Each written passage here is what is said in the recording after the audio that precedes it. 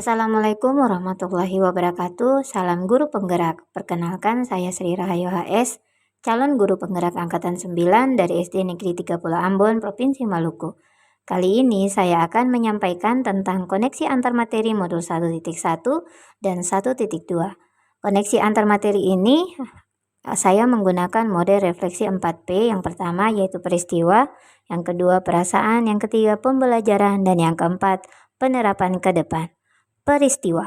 Momen yang paling penting atau menantang bagi saya setelah mempelajari modul 1.1 adalah saat saya mengetahui bahwa pembelajaran berpihak pada murid dan pendidik atau guru berperan dalam memberikan tuntunan yang disesuaikan dengan kodrat alam dan kodrat zaman.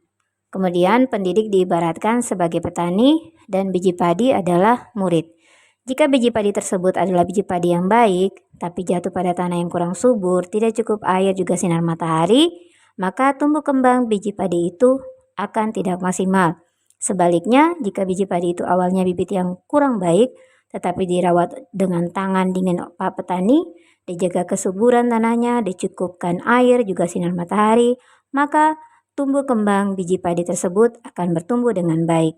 Ini menandakan bahwa pendidik atau guru bukan hanya mengajar saja, tetapi perlu untuk memberikan bimbingan serta tuntunan pada pola tingkah laku positif dan budi pekerti siswanya.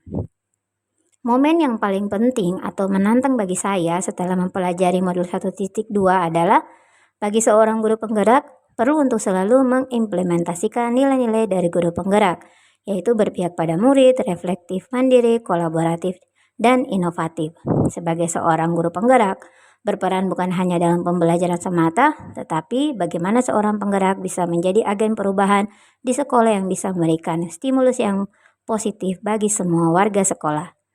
Keterkaitan antara modul 1.1 dan 1.2 yang saya pahami adalah filosofi pemikiran KHD meningkatkan bahwa pendidikan adalah proses penuntun, maka sebagai pendidik, guru menuntun segala potensi pada murid sesuai dengan kodrat alam dan kodrat zamannya, sehingga pembelajaran dilaksanakan adalah pembelajaran yang berpusat atau berpihak pada murid. Perasaan. Saat momen itu terjadi, saya merasa seperti bagaikan seorang musafir di gurun pasir yang mencoba untuk mencari air. Air itu saya ibaratkan sebagai ilmu dan pengalaman yang berharga yang saya dapatkan dari pendidikan CGP ini. Saya merasa bersyukur serta bahagia bisa berkesempatan belajar dalam pendidikan calon guru penggerak ini. Sebagai seorang guru, saya merasa masih banyak berkekurangan dan harus banyak belajar lagi untuk pengembangan diri, khususnya pembelajaran yang berpihak pada murid. Pembelajaran.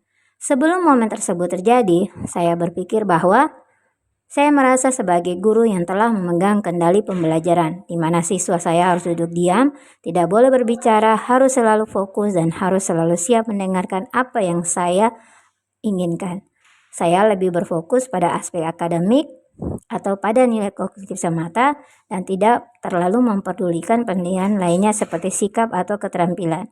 Saya menargetkan materi harus selesai sesuai target dan KKM harus di atas rata-rata. Saya juga jarang melakukan refleksi dan berkolaborasi dengan rekan sejawat. Nah, sekarang setelah mendapatkan pembelajaran dan pemahaman di modul 1.1 dan modul 1.2, maka saya berpikir saya harus mampu menjadi pemimpin pelajaran yang berpihak pada murid dan selalu berinovasi. Kemudian menjadi fasilitator bagi pengembangan bakat dan minat siswa. Selain itu juga menjadikan diri sebagai stimulus positif bagi rekan sejawat. Kemudian menjadikan refleksi pembelajaran sebagai pembiasaan dan menggerakkan komunitas praktisi. Yang terakhir adalah penerapan. Dalam menerapkan pembelajaran pada modul 1.1 dan 1.2, rencana pengembangan diri yang akan saya lakukan dari sekarang adalah melakukan pembelajaran yang berpihak pada murid, yaitu sebagai guru saya harus bersikap among dan menuntun. Inovatif, saya akan lebih inovatif dengan menciptakan gagasan atau ide baru dalam pembelajaran ataupun program-program sekolah. Yang ketiga, saya akan menjadi guru yang reflektif, yang selalu berpikir terbuka terhadap segala hal baik itu menyangkut kelebihan ataupun kekurangan, agar saya dapat memperbaiki pembelajaran pada khususnya. Kemudian mandiri. Yang keempat, saya juga akan menjadi guru yang mandiri yang berinisiatif untuk bergerak dan memiliki motivasi diri. Selanjutnya, saya akan menjadi guru yang kolaboratif, di mana saya harus mampu menggerakkan dan bekerja sama dalam komunitas praktisi, dan saya akan terus mengembangkan diri dengan mengikuti kegiatan-kegiatan pengembangan diri untuk meningkatkan kompetensi sebagai seorang pendidik. Demikianlah pemaparan saya terkait refleksi koneksi antar materi modul 1.1 dan modul 1.2. Maafkan jika banyak kekurangan. Salam bahagia selalu. Wassalamualaikum warahmatullahi wabarakatuh.